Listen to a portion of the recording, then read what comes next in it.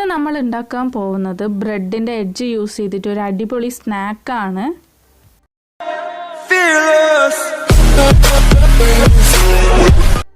അപ്പോൾ നമുക്ക് ഈ ഫ്രിഞ്ചസ് എങ്ങനെയാണ് ഉണ്ടാക്കുന്നതെന്ന് നോക്കാം. ഫസ്റ്റ് നമുക്ക് ആവശ്യമുള്ളത് ബ്രെഡിൻ്റെ എഡ്ജാണ്. അത് ഓൾമോസ്റ്റ് നമ്മൾ ഒരുപാട് സ്നാക്ക് ഉണ്ടാകുമ്പോൾ ഒരുപാട് എഡ്ജ് ബാക്കി ഉണ്ടാവും. ഞാനിപ്പോൾ ഇവിടെ ഫ്രഷ് ആയിട്ടുള്ള എഡ്ജ് കട്ട് ചെയ്യുന്നതാണ് ബ്രെഡിൻ്റെ അകത്തുനിന്ന്. പിന്നെ നമുക്ക് ആവശ്യമുള്ളത് ബ്രെഡ് ക്രംസ് ആണ്. ഞാനിപ്പോൾ ഈ ഒരു അളവിലാണ് ബ്രെഡ് ക്രംസ് എടുത്തത്.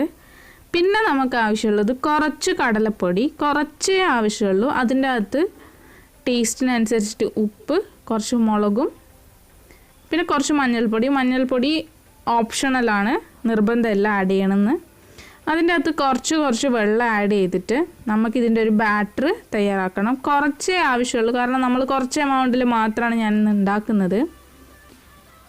അധികം കട്ടിയും വേണ്ട, അധികം ലിക്വിഡ് ആയിട്ടുള്ള ബാറ്റർ അല്ല നമുക്ക് വേണ്ടത്. ദോശമാവിൻ്റെ ഒരു കൺസിസ്റ്റൻസിയാണ് നമുക്ക് വേണ്ടത്.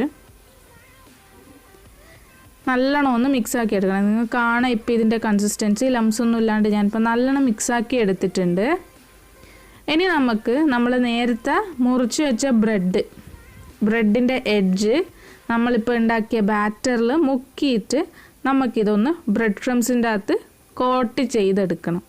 അപ്പോൾ നമുക്ക് ഫസ്റ്റ് തന്നെ എല്ലാ ബ്രെഡിൻ്റെ എഡ്ജും ഇങ്ങനെ തന്നെ സെയിം ആയിട്ട് ഒന്ന് ബാറ്ററിൻ്റെ അകത്ത് മുക്കി അത് ബ്രെഡ് ക്രംസിൻ്റെ അകത്ത് കോട്ട് ചെയ്തെടുക്കാം.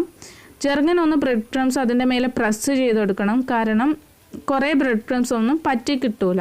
ചെറുതായിട്ട് മാത്രമേ ബ്രെഡ് ക്രംസ് ഉണ്ടാവൂ. അതുകൊണ്ട് ചെറുങ്ങനെ ഒന്ന് പ്രസ് ചെയ്തെടുത്താൽ മതി. അപ്പോൾ ഞാനിവിടെ എല്ലാം അങ്ങനെ ചെയ്തിട്ടുണ്ട്. ഇനി നമുക്കിതെങ്ങനെ കുക്ക് ചെയ്യുന്നത് നോക്കാം. ഒരു ചൂട് ഓയിലിൻ്റെ അകത്ത് നമുക്ക് ഇതെല്ലാം അങ്ങ് ഇട്ട് കൊടുക്കാം. ഇത് വേഗം തന്നെ ഫ്രൈ ആയി കിട്ടും. 1 മിനിറ്റേ വേണ്ടു. ഇത് ചൂട് ഓയിലിൽ ഇട്ട പാടെ തന്നെ ഗോൾഡൻ കളറാവും. നിങ്ങൾക്ക് കാണാം ഇതിപ്പം ഗോൾഡൻ കളർ ആയിട്ടുണ്ട്. ഇത്രയും നമുക്ക് ഫ്രൈ ചെയ്യണ്ടു, ഓവറായിട്ട് ഫ്രൈ ചെയ്യേണ്ട. 2 ഭാഗവും ഒരു ഗോൾഡൻ ആക്കിയാൽ മതി. ഇതിൻ്റെ അകത്ത് ഓവർ ബ്രെഡ് ക്രംസ് ഉണ്ടെങ്കിൽ അത് ഫുൾ ഓയിലങ്ങ് ആയിപ്പോവും. ഇത് നിങ്ങൾക്ക് വേണമെങ്കിൽ ഷാലോ ഫ്രൈയും ചെയ്യാം. കുറച്ച് ഓയിൽ പാനിലിട്ടിട്ട് ഫ്രൈ ചെയ്തും എടുക്കുക, അല്ലെങ്കിൽ ഇങ്ങനെയും ഫ്രൈ ചെയ്യാം. ഞാനിപ്പോൾ ഇങ്ങനെയാണ് ഫ്രൈ ചെയ്തത്. ഇപ്പോൾ നിങ്ങൾക്ക് കാണാൻ നല്ല ഗോൾഡൻ കളറായിട്ടുണ്ട്. ഇപ്പോൾ ഞാനിവിടെ എല്ലാം ഫ്രൈ ചെയ്തെടുത്തിട്ടുണ്ട്. നമ്മൾ ബ്രെഡ് എഡ്ജ് ഫ്രിഞ്ചേഴ്സ് ഇവിടെ റെഡി ആയിട്ടുണ്ട്. നിങ്ങൾക്ക് കാണാം. ഇത് നിങ്ങൾക്ക് കെച്ചപ്പ് അല്ലെങ്കിൽ മയോണൈസിൻ്റെ കൂടെ അടിപൊളി ടേസ്റ്റാണ്. എല്ലാവരും ഈ റെസിപ്പി ഒന്ന് ട്രൈ ചെയ്ത് നോക്കൂ.